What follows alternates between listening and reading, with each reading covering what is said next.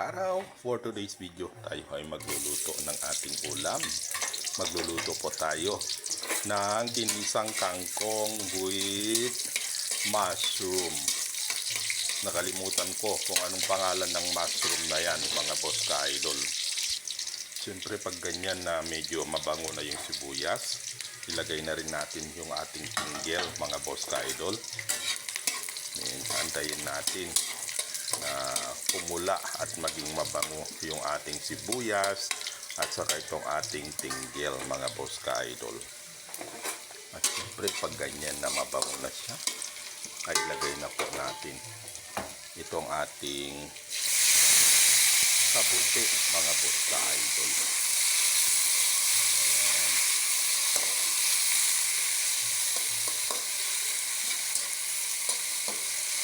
Siyempre, sunod din natin ilagay itong ating kangkong. Ayan, madami tayong kangkong ngayon. Kinuha po natin doon sa ating sariling tanim na kangkong. Ayan, yung dried kangkong, mga boss. Ang sarap po niyan.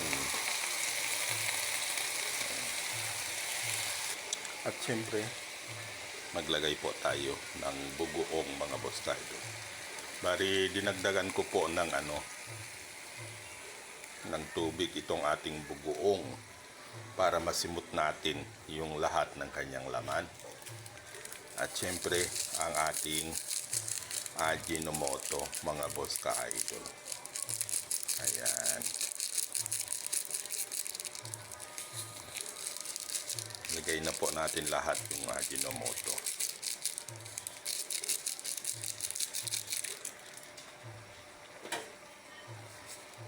Mga boss.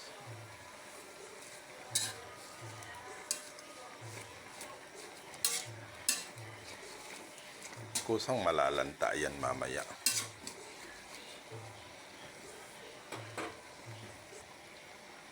Then, takpan po natin, mga boss. Diba? Lanta na, mga boss.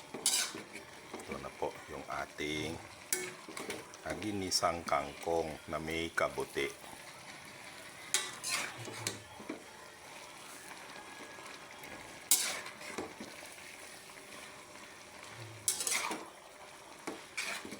Ang sarap na ito, mga boss ka-idol.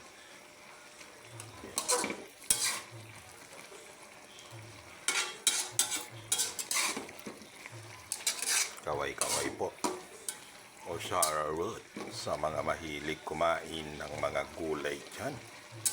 Ito po yung mga nababagay sa atin para tayo ay maging malusog. Ayan o, sarap-sarap niya, mga boss. Siyempre titikman natin yan.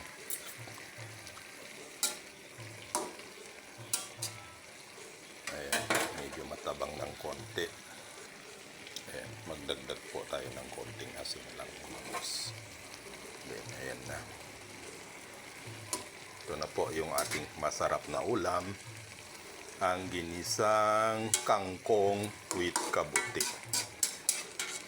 Gusto nyo ba yan, mga boss ka-idol? Ayan, sarap-sarap niya.